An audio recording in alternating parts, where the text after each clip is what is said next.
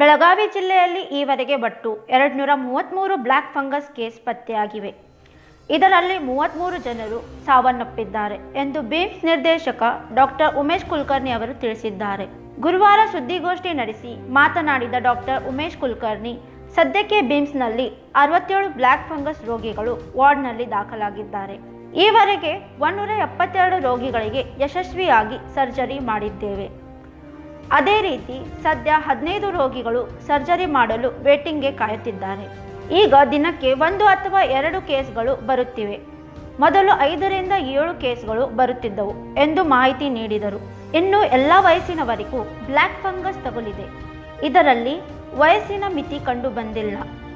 ವಯಸ್ಕರಲ್ಲಿಯೂ ಕಾಣಿಸಿಕೊಂಡಿದೆ. Delta plus ಸಂಬಂಧ 15 ರಿಪೋರ್ಟರ್ಗಳನ್ನು ಬೆಂಗಳೂರಿಗೆ ಕಳಿಸಿದ್ದೇವೆ. ರಿಸಲ್ಟ್ಗಾಗಿ ಕಾಯುತ್ತಿದ್ದೇವೆ.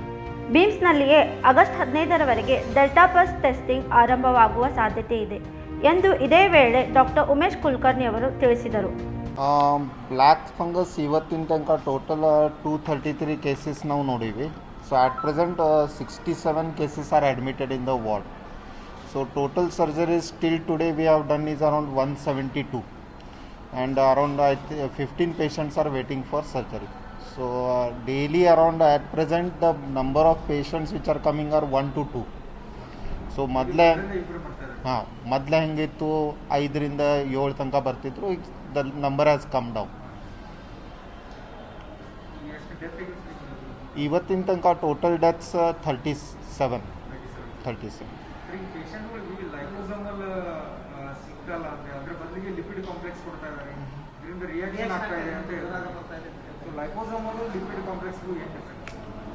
Liposomal is the most purest form of amphotericin B, which has minimum reaction.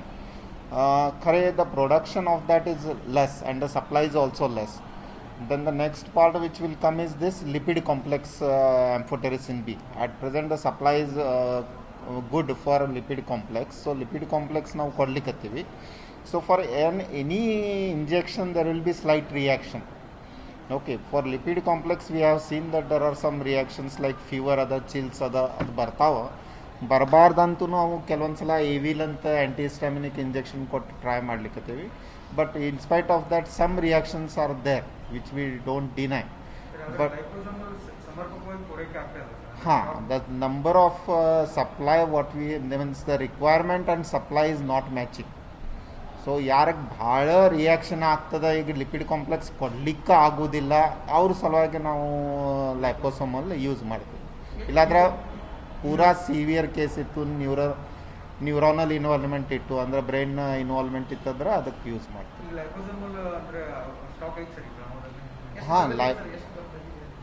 Exact figure ನನ್ನ ಕಡೆ ಇಲ್ಲ, but number is less liposomal.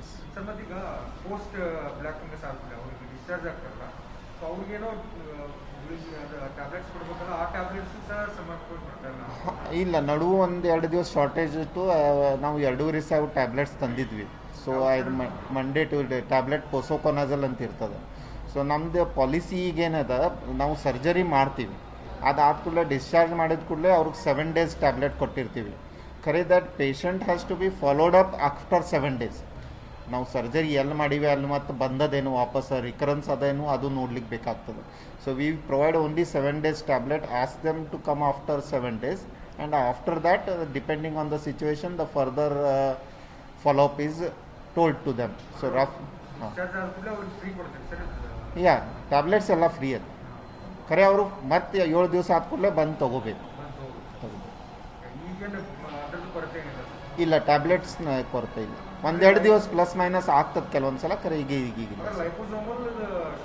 Liposomal ಸದ್ಯಕ್ಕೆ supply ಕಮ್ಮಿ ಇದೆ. Better comparative.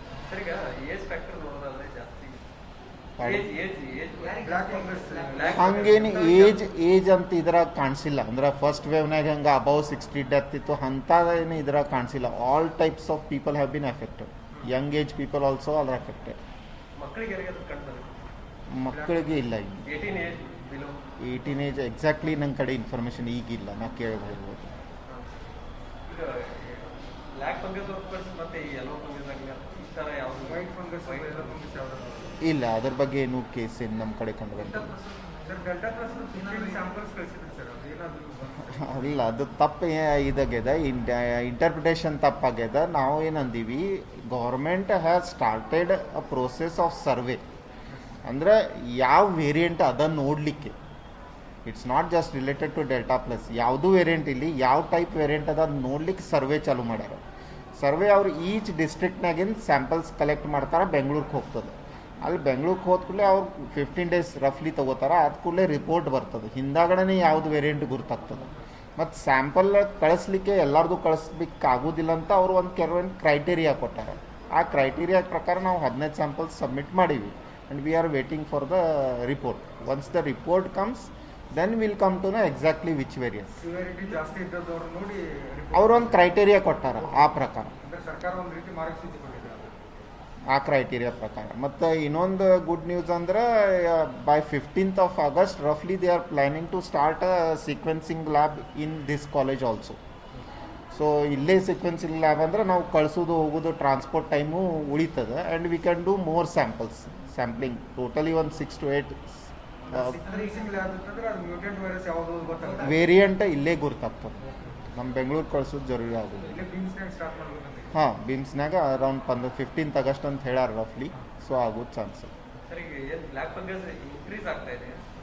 ಇಲ್ಲ, ಈಗ ಸದ್ಯಕ್ಕೆ if U C the trend it is decreasing. ಯಾಕಂದ್ರೆ ನಾ ಹೇಳಿದ ಪ್ರಕಾರ 1-2 ಪೇಷಂಟ್ ಅಷ್ಟೇ ನಿನ್ನೂ ಅಡ್ಮಿಷನ್ ಒಂದಾದ.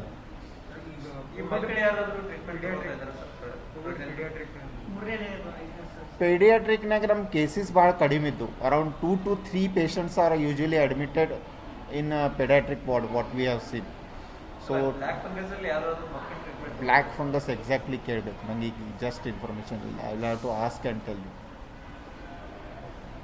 ಒಟ್ಟಾರೆ ಬ್ಲ್ಯಾಕ್ ಫಂಗಸ್, ಡೆಲ್ಟಾ ಪ್ಲಸ್ ಸೇರಿದಂತೆ ಇನ್ನಿತರ ವಿಚಾರಗಳ ಕುರಿತು ಬಿಮ್ಸ್ ನಿರ್ದೇಶಕರು ಹಲವು ವಿಚಾರಗಳನ್ನು ತಿಳಿಸಿದರು.